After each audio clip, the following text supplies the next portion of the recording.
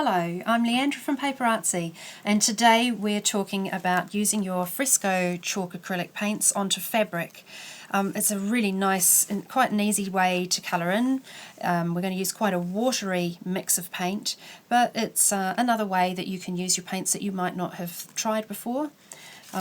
I quite often make them up into, these are the sorts of samples that I might make up using them, and all kinds of images work really well. This one's a little mini collage of one of the sewing stamps, but even the smallest of stamp, this is a tiny one off one of the Limparellas, even one of those is a really nice way to make a little feature for whatever project you're working on. That's another favourite one that I use quite a bit. We can add colour just to selected areas or sometimes all the way to the very edges.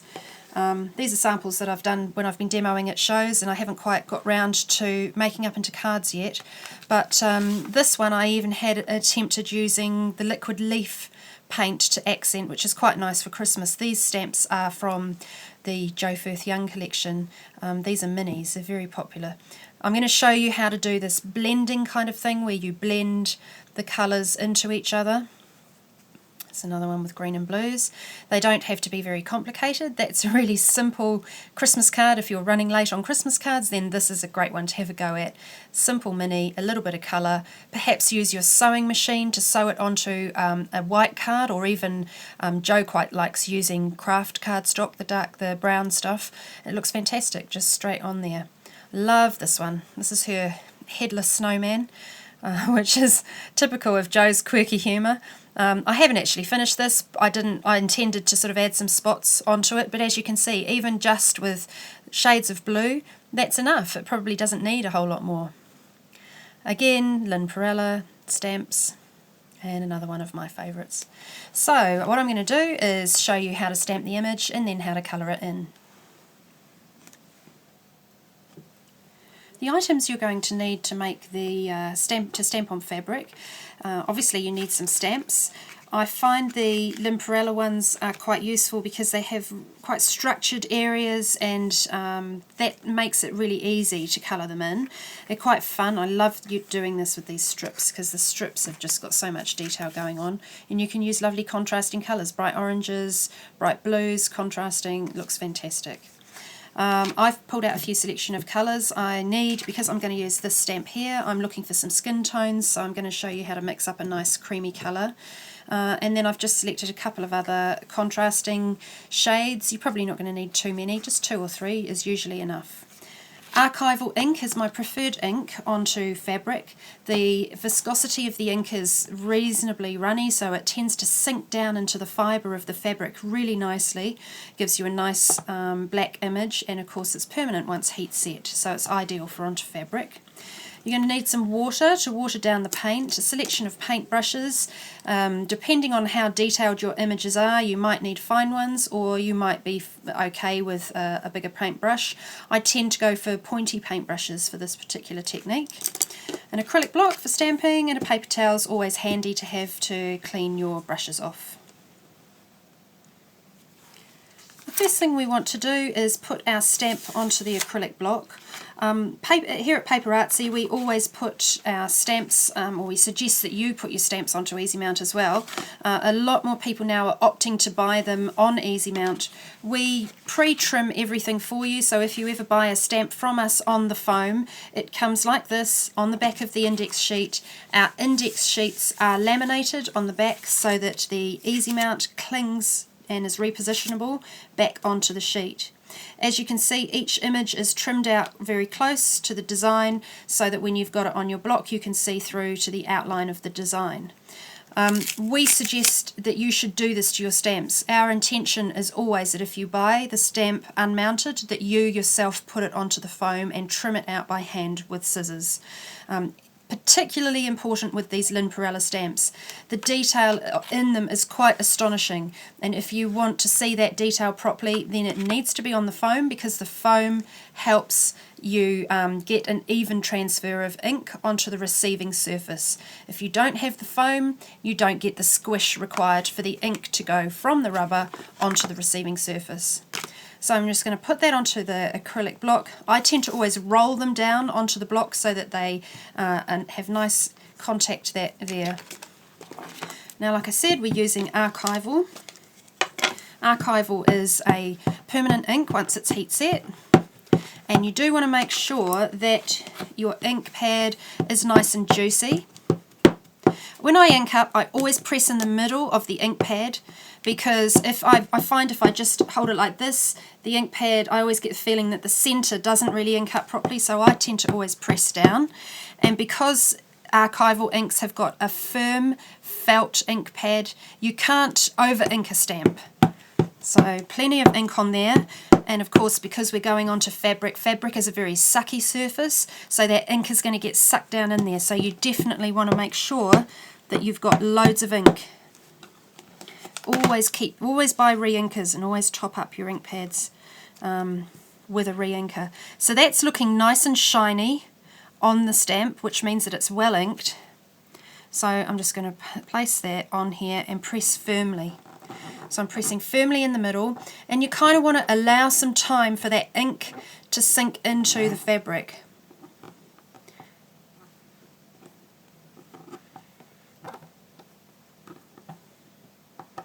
So you're kind of leaving it on there a bit longer than you would if you were stamping onto paper. And then you get the detail showing up of that image. That is quite a detailed stamped image. So we're going to heat set that so that it's permanent, because if we tried to paint it now and got it wet, the ink would bleed everywhere. So if we heat set it first, that won't happen.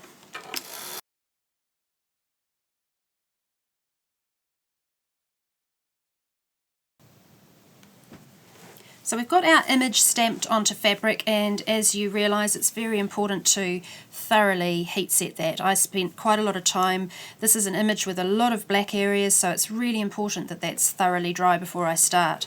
So I do like to dry it from the front and the back. I always get questions about fabric. The sort of fabric I prefer to use is a natural fabric, so it should be 100% cotton. The finer the weave of the fabric, the better the stamped image result you will get. It's exactly the same concept as stamping onto paper. If you stamp onto a really smooth paper, you get all this fine detail showing up in your image. If you stamp onto a textured paper that has that sort of linen pattern or something similar, knobbly pattern on it, then you don't allow all the fine detail of your image to show up very evenly. So it's the same with fabric. The finer the weave, the better the quality of your stamped image it will be. So you might also find you need to pre-wash it. Some fabrics I've worked on have a bit of a resist in them. They have size, I think it's called. So if you wash your fabric then iron it, it's going to be much easier and more receptive to the ink and the paint. This is a white fabric. Sometimes I will work on calico. Calico tends to have a cream sort of colour to the background. If you're working on calico, then the cream nature of that will suck some of the colour out of your paint, and so if you want to have really crisp colours, if you're working with particularly light coloured paints or pastel coloured paints, then just bear that in mind when you're choosing your fabric. Now I've set up all my paint here ready to go. Generally, if I'm going to do some blending onto this, I want to have a light, a medium and a dark. So I've got that with the blues, and I've got a contrast in green. So this is Mermaid, Beach Hut, Inky Pool, and that is Hay Pesto. I know I need some skin colour, something or other going on here, so I've got Nougat, and to mix up a skin colour tone, I tend to put a drop of Haystack and a drop of Irish Cream into that mix, so that's ready to go. And then down this end, again, light, medium, dark, Pumpkin Soup, Beach Hut and Claret. It's just to help build that depth. Now I've got a little puddle here of satin glaze, and satin glaze is very handy because if you're working with an opaque, then you may need to make it slightly more translucent. If I put an opaque colour directly over this face here, it's going to obliterate the detail in the stamped image. So if I thin down an opaque with satin glaze, then it reduces that happening. You can thin down with water as well, so I would suggest you try both methods. If you thin down with satin glaze, you're not going to alter the consistency of your paint at all, whereas if you thin down with water, you'll get a much less pigmented paint because the water's diluting the pigment. So before we start, the first thing we need is a puddle of water. So I've just put water in my mini mister, and I'm going to need quite a lot of water to work with. It helps the paints blend in on the fabric. So I'm going to start by getting my brush a little bit wet, just to make sure that that's damp. And sometimes what I'll do, because I'm a bit concerned that it's going to be a little bit tricky doing this face area, so because it's got so much paint on there, so I'm just going to start by dampening a little section of it first, and that will also help when I put the colour on top to just spread it out a little bit. So let's start with this. Right, so this is my mixture of nougat. It's got a touch of Irish cream, and it's got a touch of haystack. So it makes a nice warm skin colour. Vintage lace is also quite good for skin colour. It's a very pink tone, so that can be quite nice, particularly if you're doing like little girl type stamps, or women's faces. Right, so this is very concentrated. So what I'm doing is I'm now thinning it down with some water so that it's a much more watery consistency. And the other way I can do it is thin it down with a bit of glaze, satin glaze. So when I thin it down with the satin glaze, it still retains the same colour, but it also retains the same consistency. When I thin it down with water, obviously it's much looser. I'll start with this one. Now I'm just going to remove quite a lot of this paint on here because I don't want loads until I get a feel for how it's going to go on the fabric. So you see how that's sort of sitting on the top there? Need to get a little bit more water, and then it will start to blend and move about. So you keep picking up a little bit more water. I'll start over here and keep going back to my watery puddle and dipping in. I'm just adding a light tone to this face. So it's lots of water and kind of less paint.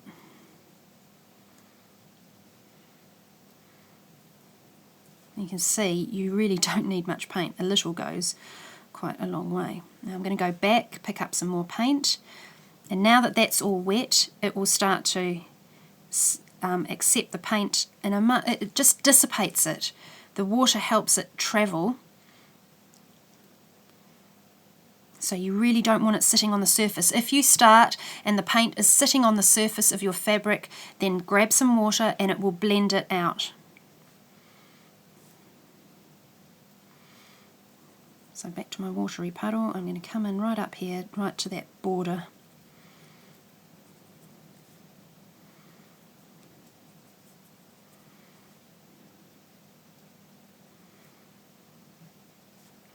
Okay, so that's my first layer. Now I've got some things that I need to sort out here. I've got the lips, I'll come to those later, and I've got some shading down here by the side of the nose. So I need to add something a little bit darker to accent that shading. So if we go back to our original puddle here, there's still a little bit of that darker, maybe I might not be able to pull it out, it's kind of mixed in, isn't it? No, it's going to turn the same colour. Right, we'll get a little bit more of the Irish cream. So picking up that again into the water, now you can see it's quite a lot darker than the skin colour I mixed up. Again, remove the excess, and we're just going to start down the side here.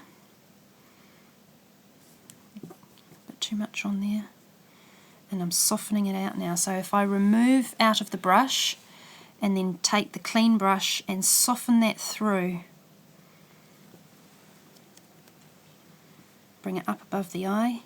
So I'm using the natural dots on this stamped image to show me where to apply this shading. So I've got all these little darker areas here that are all dots of shading, and it gets even darker across that side. So I'm just going to keep picking up that colour and applying it. We'll come up here because this is some of the darker bit. And you can, I don't know if you can see it, but whoops, we've started to get a bit of bleed going on there past the line. So if I dry that immediately, it will stop it travelling too far.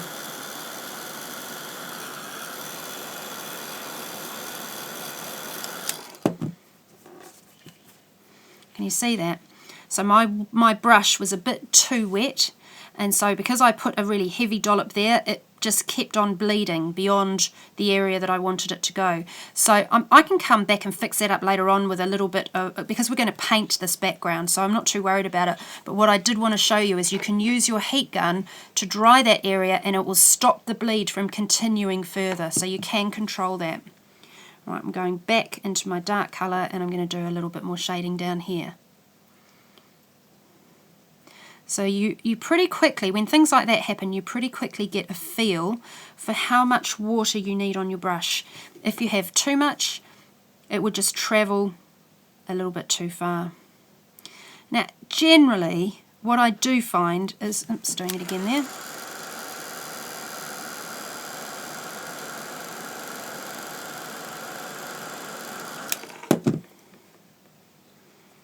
Right,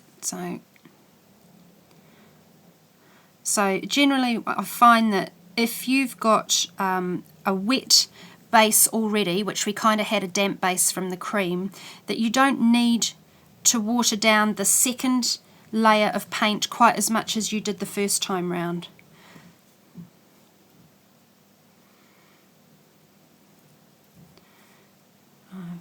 Just adding a little bit more, and can you see how just that little bit of shading kind of brings the face to life a little bit more. It's a really good way to accent the detailing of a stamp. Sometimes obviously in black and white you kind of don't appreciate how much detail's gone in there, but as soon as you add a touch of colour it starts to become a bit more obvious. I'm just going to do under the eyes a bit too. She's obviously got bags under her eyes. Shading there. Right, now if we wanted to accent that even more, we can go to a slightly darker brown just to bring a little bit more depth in. So all of our paints tend to go light, medium, dark. So Irish Cream has the next stage up as Mocha Mousse. So if we just get, we don't need a whole lot, but one little drop should do. And then again there's these areas that could be right at the very edge of the face. So you can see that a fine paintbrush for some of this stuff is quite useful.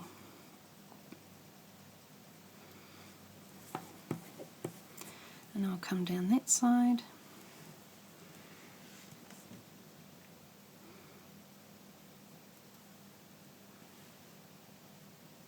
And take it right up to the top there.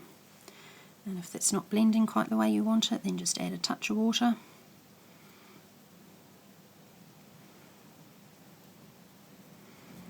Okay, so that is that.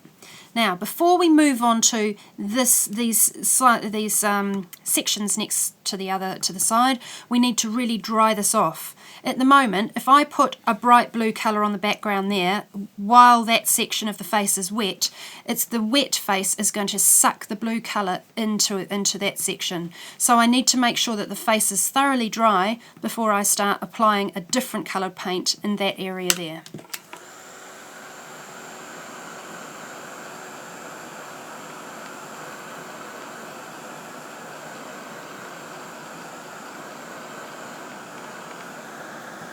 Again, dry it from the front and the back.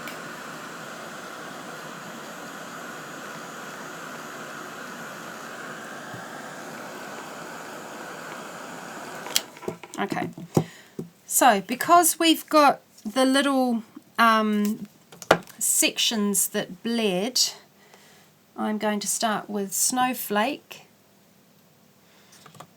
which, well, actually we might just use a bit of nougat.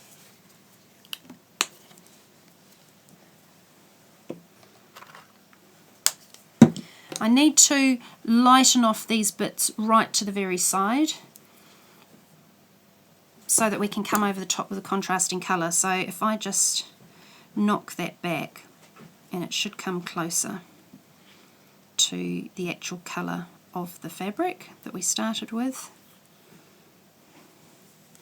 Bit of water. Then we might be a bit more successful painting over and hiding that little bit of bleed that happened at the sides. So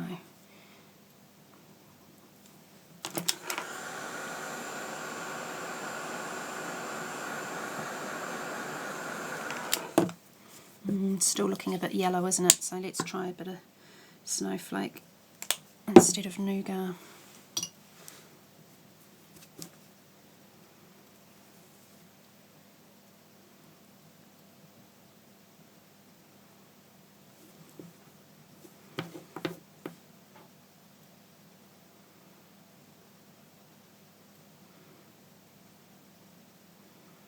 Right,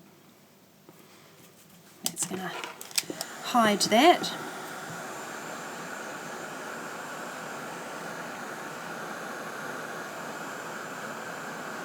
Right, that's better. Okay, so now I'm just going to clean up my little puddle here and start with a new puddle of water,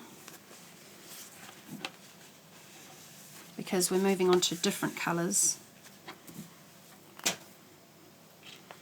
So there's my mini mister. And we want to clean the brush.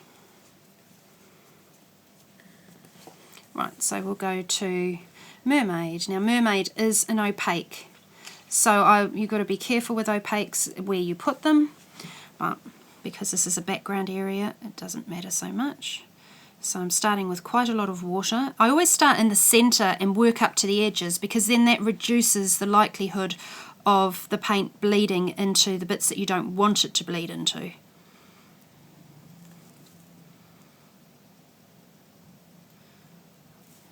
Love Mermaid, it's one of my favourite colours. Just really nice blue.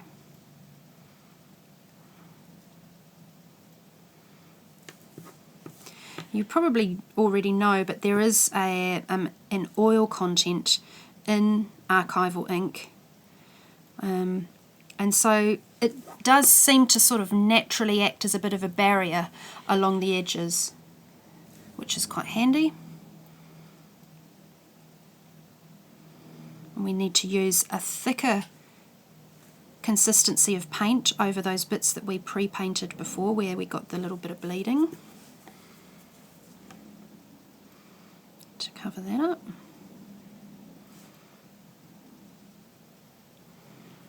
Okay, and then I'm going to do the other side.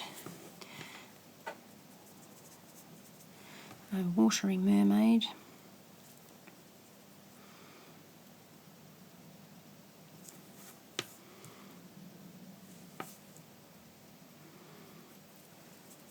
I'm not really one for colouring in, but I must say I do quite like it with the paint.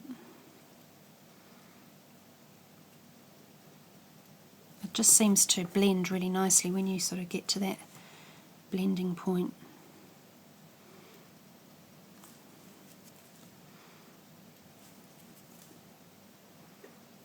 Okay, so both those areas are a little bit damp from that colour, so now I'm going to notch it up a bit, and where's my water? Actually, I might just use a bit of that glaze. And we'll start around here.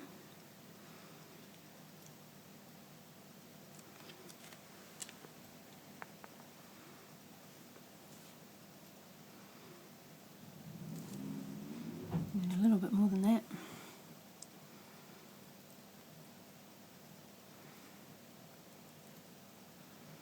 There we go, and that's starting to blend through there. And then some to match it on this side. You see there, it's just sitting on the top, so when it sits on the top, a bit more water, and the water will help it evenly blend.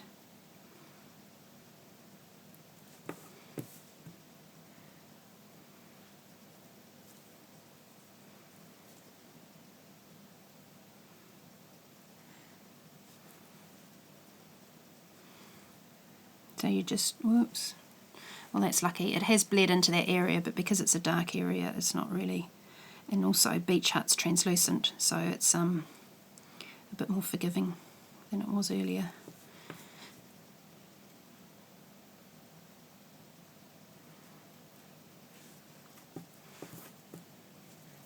Try and blend that bit out there. Soften that back, so you can always use water on its own to soften back if you've got a blob of paint somewhere and you don't really want it. Right, and then we're going to go to a much darker colour. So this is Inky Pool. And we only want a little bit of water. And see, it just starts to come to life. The more colours and the more shading just adds that level of interest to it that wasn't there before. And also, because we've putting dark colours towards the edge of her face here in the background, kind of makes the face stand out a bit too, so it sort of makes that pop. A little bit more up the top here.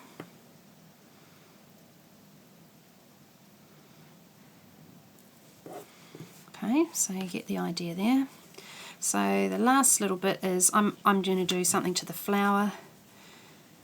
So again, clear off the puddle.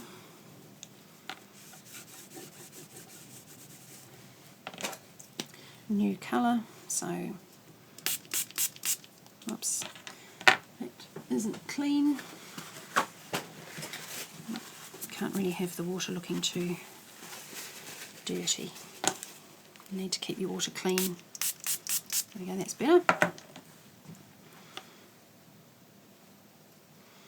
So pumpkin soup. This technique is quite suited to the translucent shades of paint because they allow the stamped image to come through much more easily than when you work with an opaque. So certainly if you're using, like Mermaid's an opaque, so you'll notice that you need to sort of water that down quite a lot more than you would the translucent colours.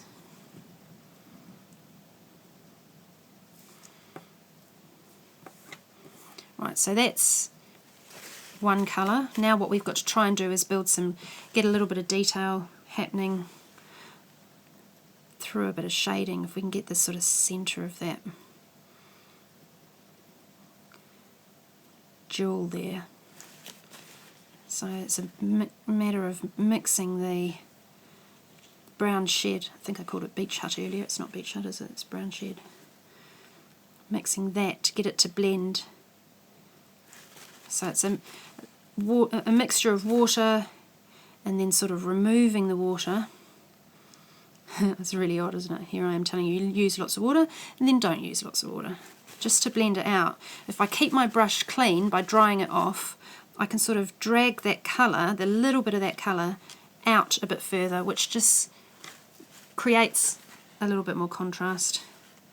And again, here is some claret, and just a touch of claret in there is hopefully going to add the illusion of a bit more depth. Again, claret is a translucent, so it's just dab it on there and it will suck through. I'm quite tempted to do that ropey bit across there, so I think I'll do that with claret.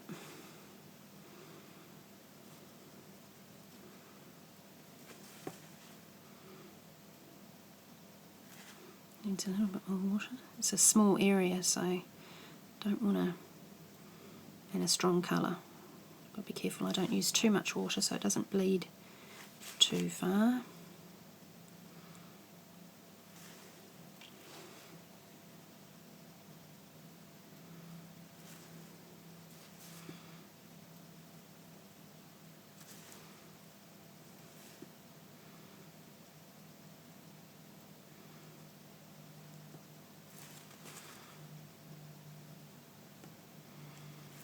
So if we've used that colour there, it kind of makes sense to perhaps bring it in further down, or we could just completely contrast it with something different. I haven't used hay pesto yet, and I'm quite partial to a bit of hay pesto. Or we could just leave it as it is. It's really up to you, doesn't matter.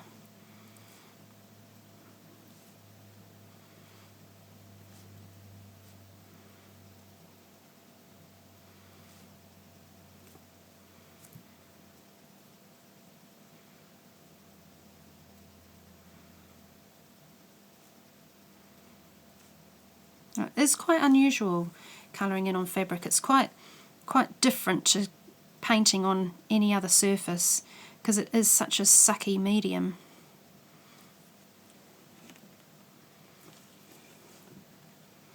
But that's what we're using, that feature, to our advantage, the fact that it sort of sucks the colour in, and then using the water to just draw that down into the fabric.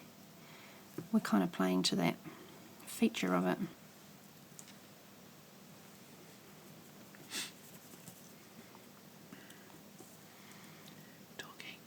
So I'm just going to add a bit of lighter colour down the bottom here, which is guacamole. And I might just put little bits of that on there as well. Actually, I forgot to do her neck earlier on. You don't have to cover absolutely everywhere. It is quite nice to leave some bits. It's just up to you, but you know, if you're going to add some colour to these sort of backgroundy bits like I'm doing up here, try and keep it contrasting. I find if you sort of keep it contrasting to the main feature bit, then it doesn't compete with it too much. So think a little bit about how you're going to do that. And I need to add some more shading into these bauble bits, or the tassels down the bottom. So I'm thinking that I might just take a bit of this inky pool, mix it in with some of that guacamole. You always get beautiful colours when you mix greens and blues together. You get the nice in-betweeny shades. That just needs to be a bit more watery, and it also needs a bit more darkness to it. So we'll try a teeny bit of holly, which is quite a dark green. We'll see how that goes.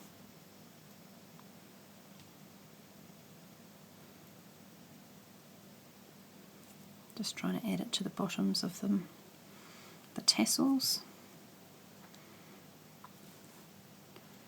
And then if I come up the side of each tassel a little bit, it will create a slight shading.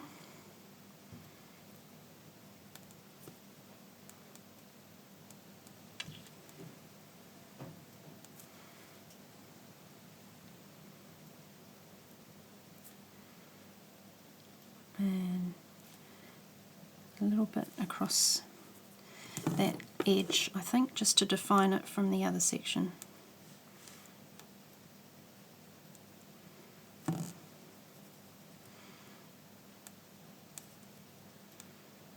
You really don't need a lot of paint when you do this, but if you've mixed a custom colour like I kind of have there and you run out, it's a bit like, ugh. So when you're mixing custom colours, try to give yourself a reasonable amount so that you've got options. Right, I'm going to come over the top of this with Zesty Zing, which is a translucent, and I need some more water.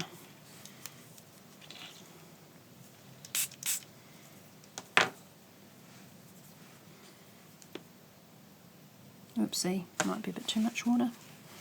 Bit carried away there.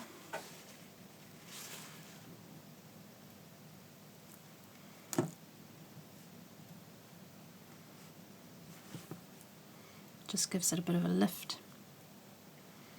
And even some hay pesto. Bit of this, bit of that.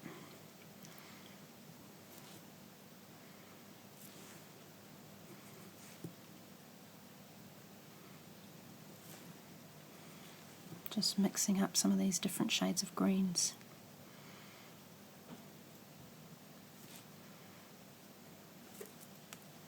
It's quite an enjoyable process. Okay, so I've got a couple of things to sort out now. The eyes need more emphasis, and so do the lips. So I think I'm going to bring my blue into here around the eyes. Just literally a line, a very fine line. I might even go to a finer brush. And then the same with the lips. We'll just put a little bit of claret on the lips.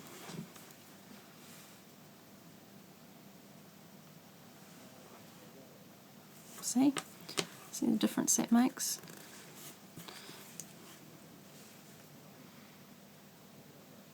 Just one little bit of colour there and it makes her eyes pop out. Well, not literally. Stand out.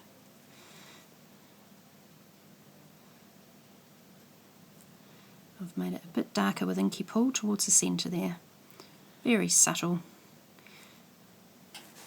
And then the lips, we try a bit of claret.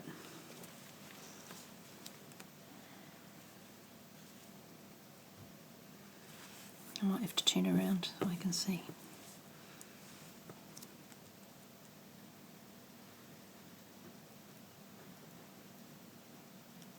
A bit more water.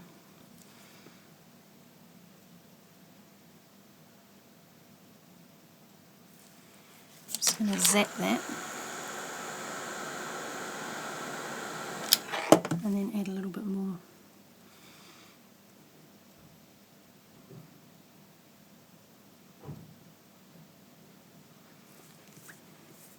A little bit of colour on there. And the neck is looking a bit lost. Probably want more of the darker cream, ideally down there. Start with that, and then we need to come in with a shadow of a darker shade.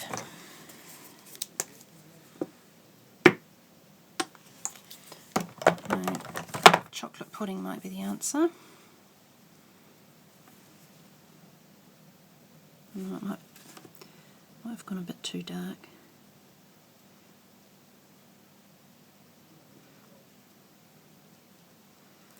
More water.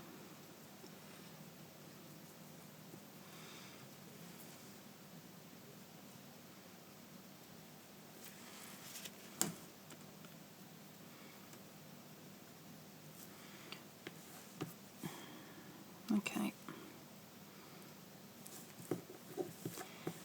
I think that's probably getting closer to where I want to be. But you can really play about with this for quite some time. Just adding depth, adding layers. It's a bit like painting on the when you're doing backgrounds, you can keep adding more and more layers to create depth quite easily.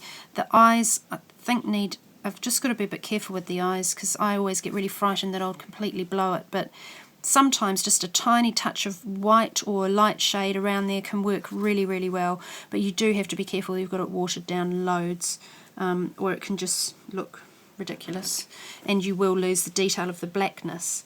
So, you know, just be a little bit cautious when you're doing areas like that. Let's see, if you go for super, super watery, and just a little touch, I'll see if I can get them to stand out a little bit more. I'm going to put one layer on, dry it.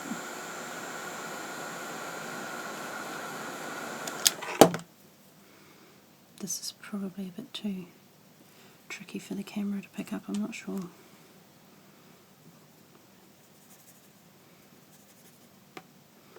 Helps, that fine paintbrush really helps.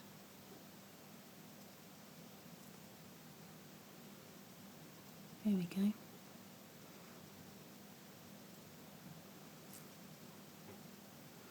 It's literally just a dot on a grain of one little bit of the fabric, and see how that really makes it stand out. And you can do that in reverse, like if you want to make other areas stand out, then adding a little bit of a white, like perhaps here, tops of her eyes.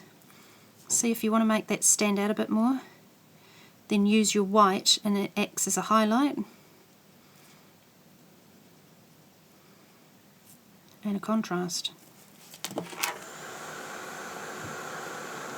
And you can even do it on bits like here, down on the tassels. So if you want to have a little highlighted area on the tassels, just getting that right amount of water.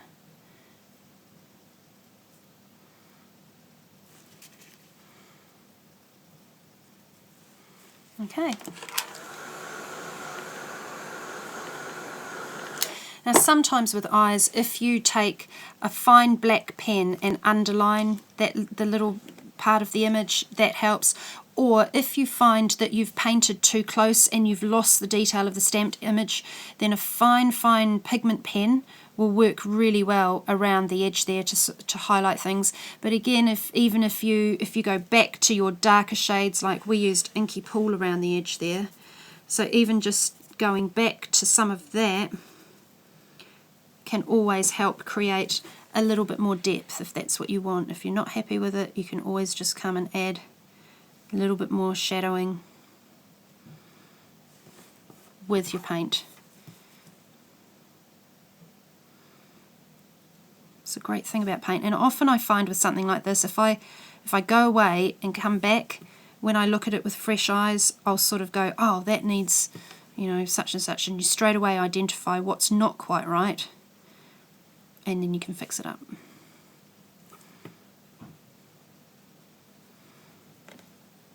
Now this is probably one of the longest times I've ever spent colouring an image. Usually when I'm demonstrating at shows, I do them really fast and quite quickly. Something really simple like Joe's images are ideal because it's, you know, usually 2 colours on a little Christmas tree or that little star, and they're really fast. But obviously from what I've shown you today, you can go that little bit further and add more detail if you want to. So I hope you've enjoyed that. It gives you an idea about what you can do stamping on fabric, and don't forget, you can come back and see us again sometime. Thank you.